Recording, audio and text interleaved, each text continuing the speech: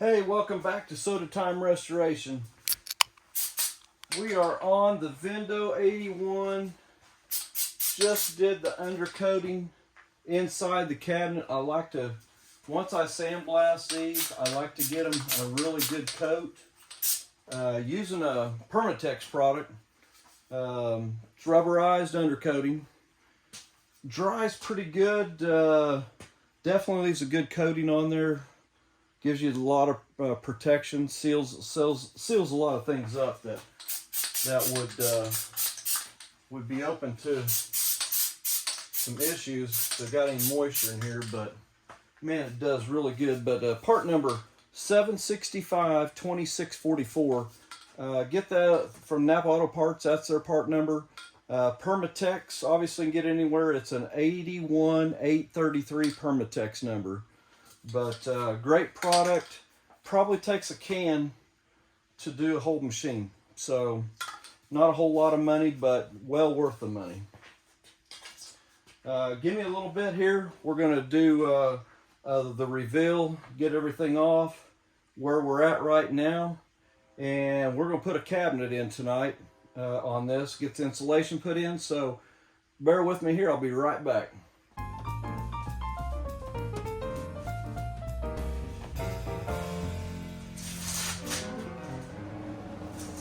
Well, as you can see, we've come a long way from the last video. The clear coat, I usually buff clear to 3000 grit. Then go into my buffing stages. So a lot of buff time on that. Try to take any orange peel out. I try to glass it pretty well all the way out, which takes some time, but man, it's just so nice to have it looking that good. Looks really good. So tonight we're gonna try to get the insulation installed on this, get the cabinet done. Takes, I'm gonna guess, probably about 40 square feet is my estimate of what I think the cabinet will hold. Did a Vendo 39, if you caught that in the last series, on the Vendo 39 series.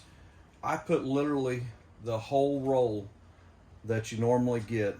I had 40 square feet. I put that all in the cabinet.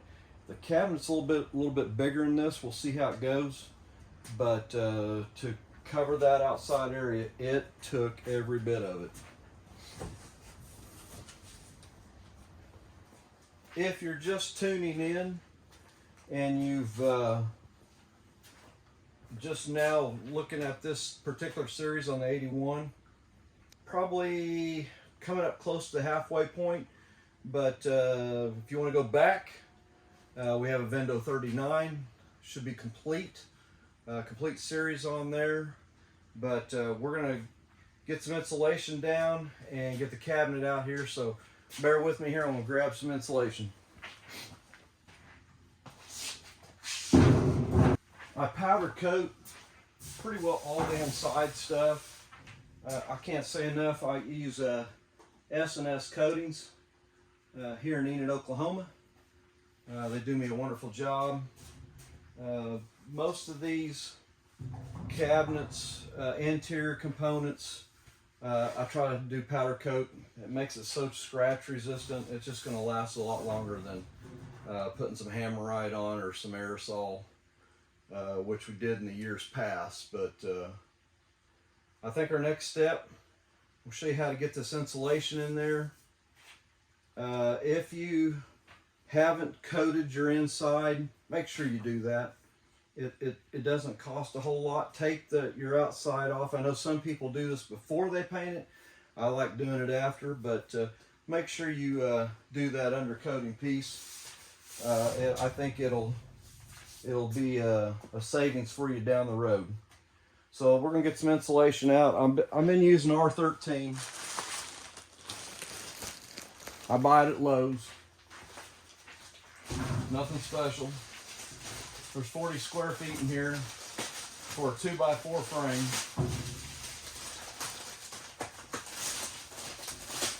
Some people have asked me if I buy the fascia, just the one that's got a face. It's one I get. I know they got one that's bagged. I just don't like leaving that plastic inside the cabinet, so it might be all right. If you got, I have done one with the solid foam where you cut it and piece it in. Worked really good. It was on a Dr. Pepper machine that I did. It held really good. It's kind of nice, but in these particular machines, you've got to be able to get in there to shove some insulation in there. So that's always been some of the issue, is getting it all in there, but nothing really tricky of doing it. Just cutting it to your length.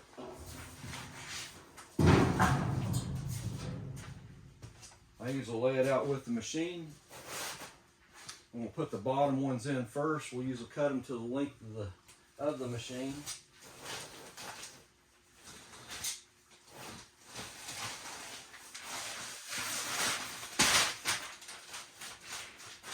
Strongly suggest, if this stuff itches you, you need to do it now, because it will itch you to death. For some odd reason, this particular, the older stuff, I will definitely be putting a mask on and gloves. That stuff is really not good to be breathing. If you're in an open area, maybe not too bad.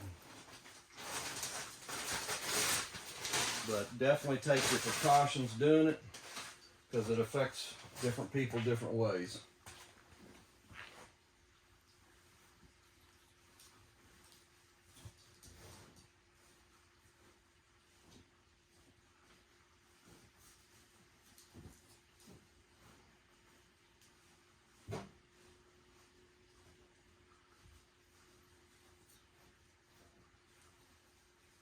Usually 2 pieces does the base.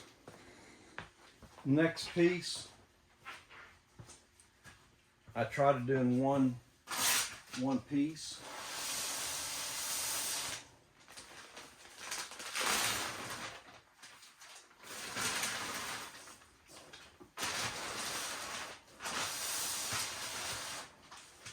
I'll do this piece around, get it all the way tucked around here.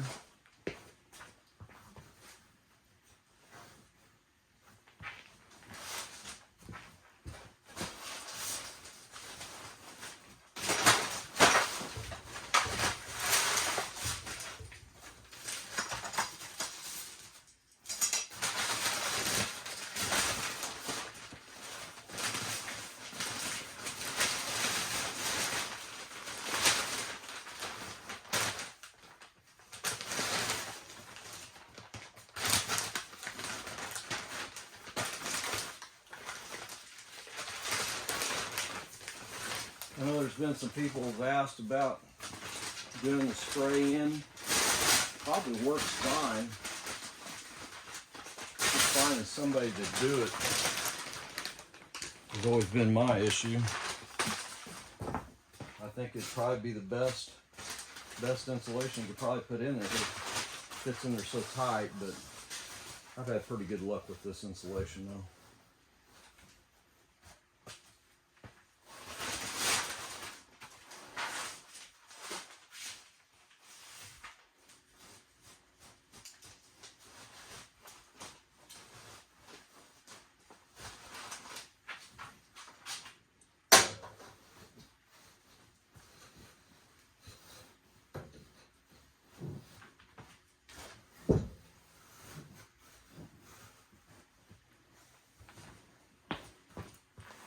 If you can get it tucked down in there, tuck it in as tight as you can get it into that bottom piece.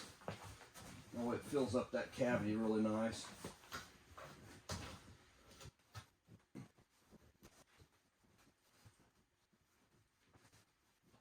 And then the bottom piece.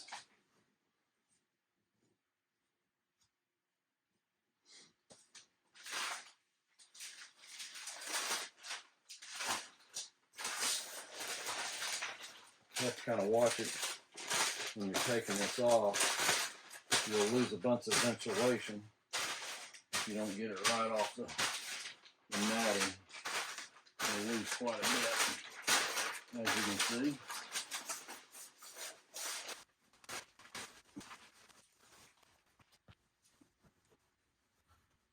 All right, next step, critical step. You want to try to get that cabinet in there without any issues. Get you some 1.5" tape and start in a corner.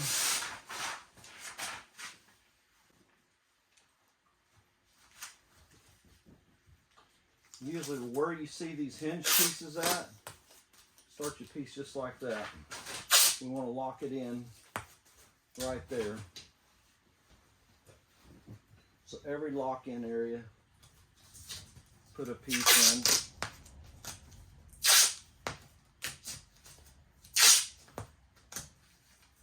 And then do several then from here. Make sure you get it down. This helps that cabinet slide on the tape. I've used boards. I've used sheeting. Those all work. This has been kind of my go-to one last years. These corners are critical. So as tight as you can kind of get it pushed down is definitely good.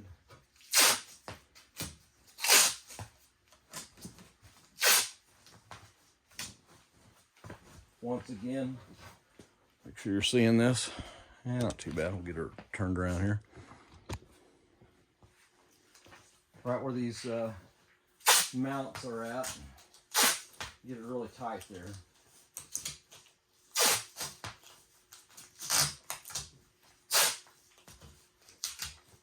And I usually don't shove it all the way in. I'll guarantee you we'll be putting some more insulation in here. As you can see in that roll over there, probably used up a good 3/4 of it already.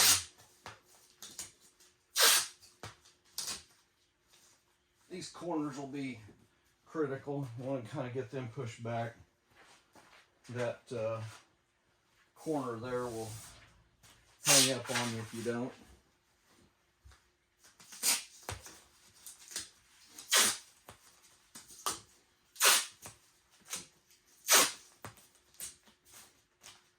Alright, looking pretty good. You get some loose ones hanging up there, just make them a little longer.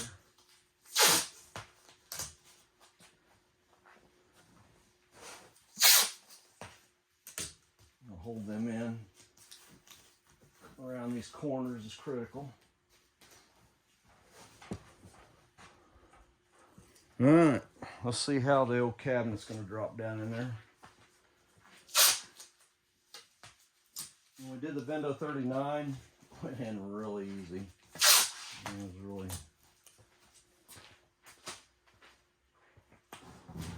When you're doing it by yourself, it's a little tougher. The older I get, the more I'm wondering, I need some help.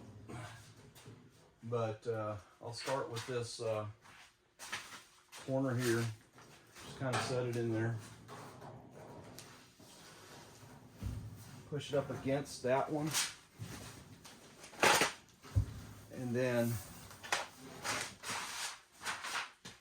as it's setting there, you're going to pull this one up to where it's even. That kind of pushes that back corner in if you have to. And I got a lot of insulation in there right now. But if you can see, if it's starting to slide down, like right now, it's going. It's going in. If you see some of your tape release, Just be a little cautious. Do it slow. And if it does push some of your insulation down, not a problem. You just don't want a big old wad at the bottom. So if you see any going down, like right here, I see a little corner here. I want to help a little bit. Stick your hand in there and kind of pull it up. But we'll do this corner here. I'll stick my hand down in here and get pulled up to where it's past the corner, and as you see, it starts to go. Pretty simple process. And probably before I get it all the way buried, we'll jam some more insulation in.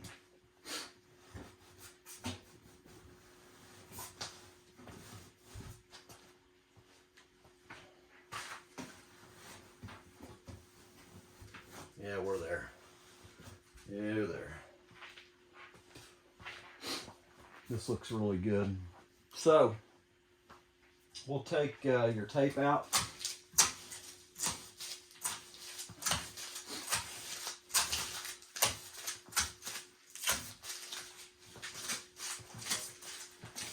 I know this has always been a two-man operation for people to do it. As you can see, you can do it by yourself. The cabinet's not too heavy, but definitely be a lot easier too. And as you can see, I put quite a bit of insulation in there, and most of it's still up around the top edge.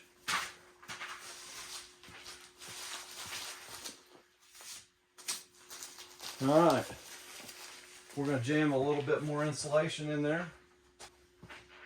If you push it all the way down at this point right now, you will not be able to get any more insulation in there, so keep it about an inch, inch and a half up.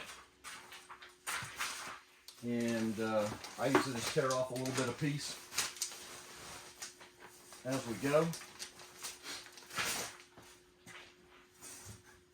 And I push it in until I can't push any more in. This is not an area you want to save money on. Get as much insulation in there as you can.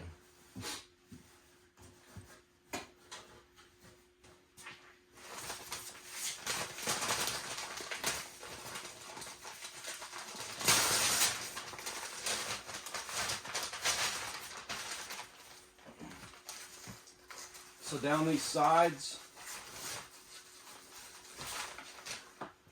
you're going pieces at a time. You're going to shove it in till you can't get any more in. When you got it this high, you're not going to be fighting anything at the bottom anymore. So this is just the finishing insulation, so you're getting plenty in that cabinet.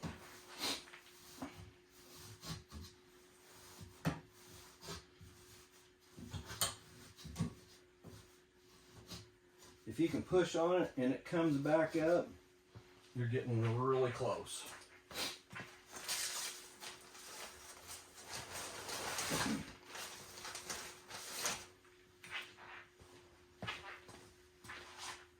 Be cautious on this side. With that plate still on there, you'll have little screws there, and they will tear you up.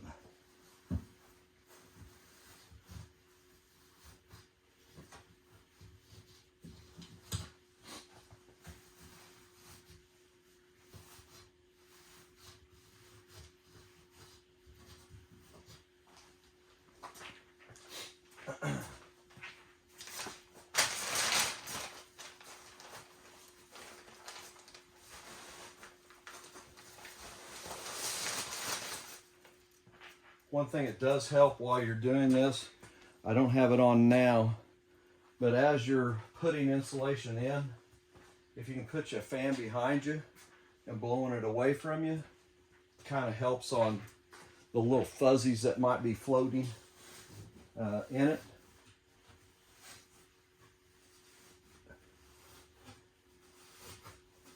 If that stuff kind of irritates you.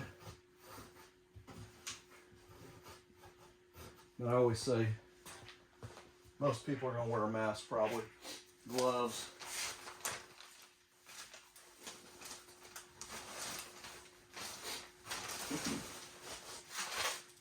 Get to the top side here.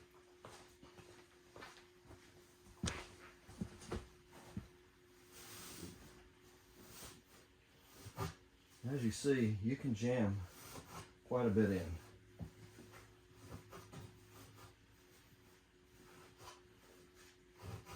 I like to push it in to where it's shoving right back at me. So we're on the last side more. About another 40 square feet on this machine. I never really measured. I usually have several rolls while I'm doing it. And somebody will probably say, well, you're putting too much in. Well, I'd rather have too much than not enough.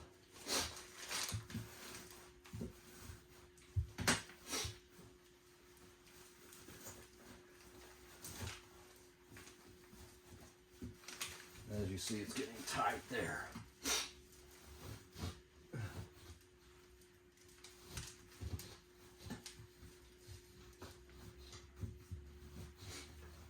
One more corner and we're done.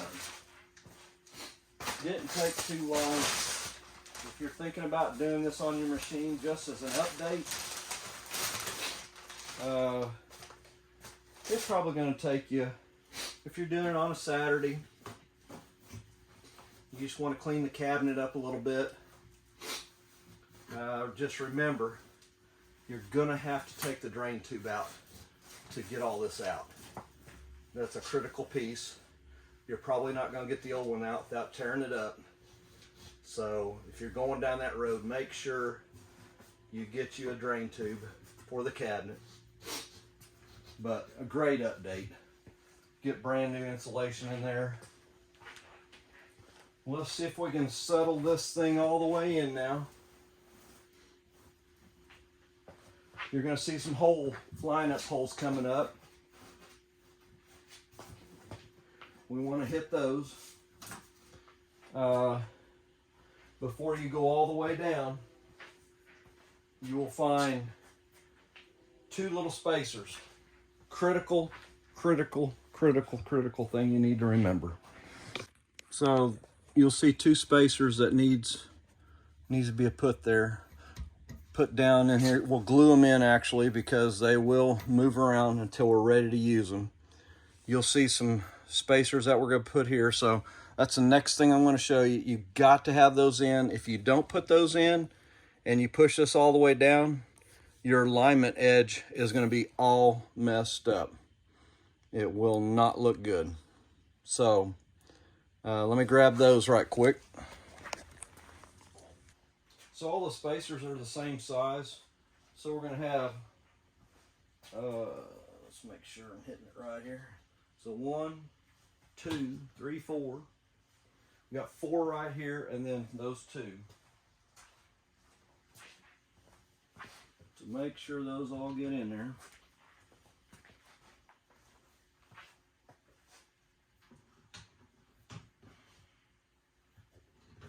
Okay, all the mains are on. I've got to find one more. I did find it. So this is what we're looking at. They're so thick. The little thin ones go on the outside. The thick ones need to go here. I'm going to get this down. We're going to stick a little bit of silicone on here. Won't take much. Just need to keep it in place. Put you a little bit on there. Won't take much. Just want to hold it in place.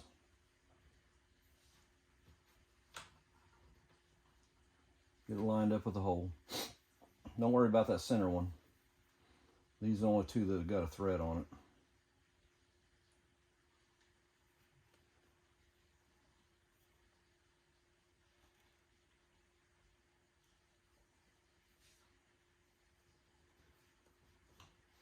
All right.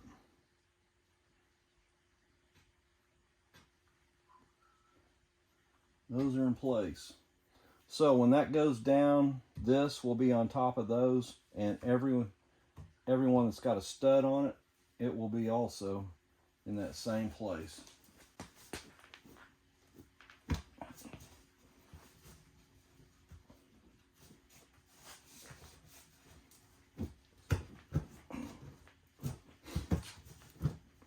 looking good.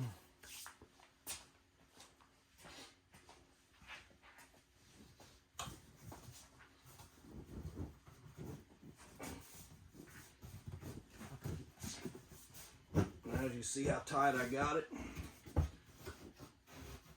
plenty of insulation in there.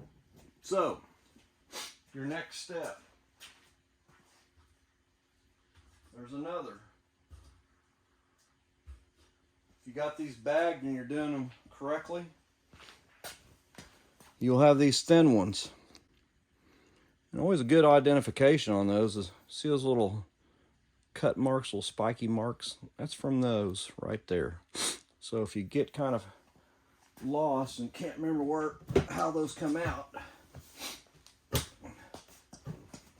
this goes on and it'll be tight, but it'll have the best insulation surrounding that it can possibly have.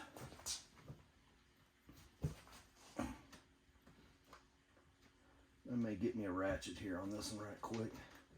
Get that first one in, it's always critical.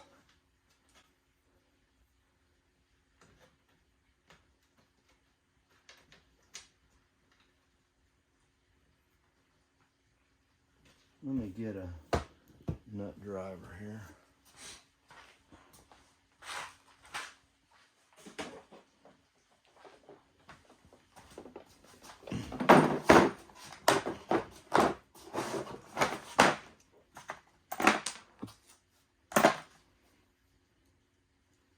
There we go. This will help push down on that nut at the same time.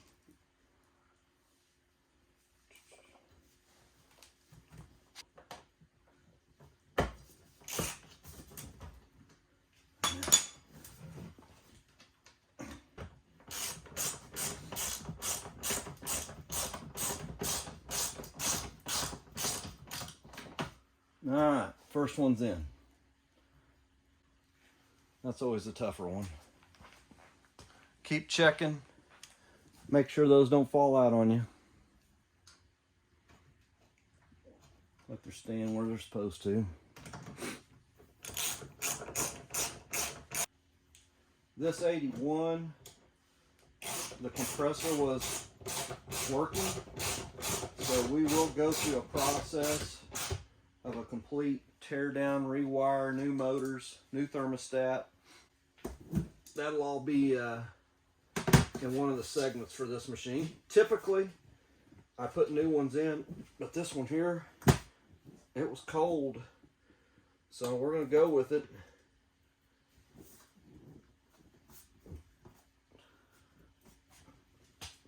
If you get one that needs a little persuasion with your foot, stick your foot in there, ain't gonna hurt anything.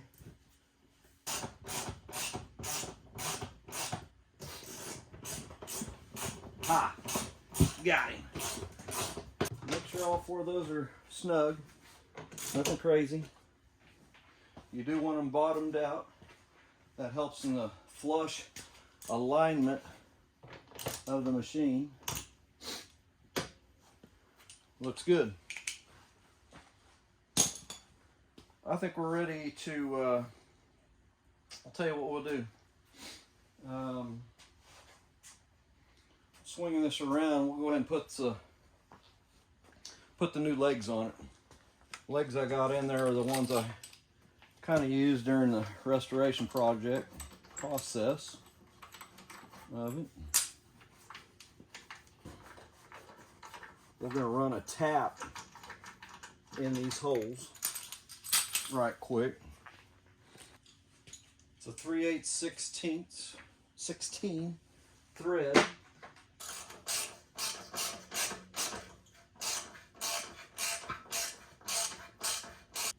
Any holes that you've got, especially if you've done any kind of cleaning or sandblasting, I would strongly suggest get a tap, run it through there. It don't take much. Get some threads really cleaned up, especially on the leg levelers. Some point in time, you're going to want to have some nice threads to deal with. Put your little lubricant in there. Keep them lubricated.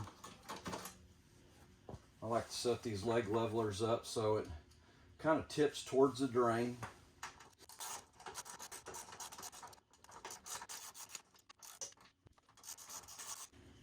All right, now ready to go together. I put the nut on the inside. It's what I've always done. No right or wrong. I lock it down on the top side then. You can always get a wrench when the machine is set up, and you can get on right here to make your adjustments. I'll put the front a little bit lower, have it tipped forward just a little bit. Obviously the right side on an 81 needs to be the higher side. It don't have to be aggressively higher, just a little bit, just so the water runs to this left side. And you can get a level on this to check yourself, but doesn't need to be crazy. You can get rollers on these. I've done rollers on some machines by request. It's just a little bit tipsy. It just stands a little tall. I've had other people tell me the same thing, so kind of my go-to ones are these. Matter of fact, I'll show you. So the wheel ones, as you can see, once you can get that all the way in, I just noticed these are the regular ones. Even if you had it all the way in, you can see how much taller the machine's going to be. So watch those. All right, I think we're ready to stand this 81 up. All right.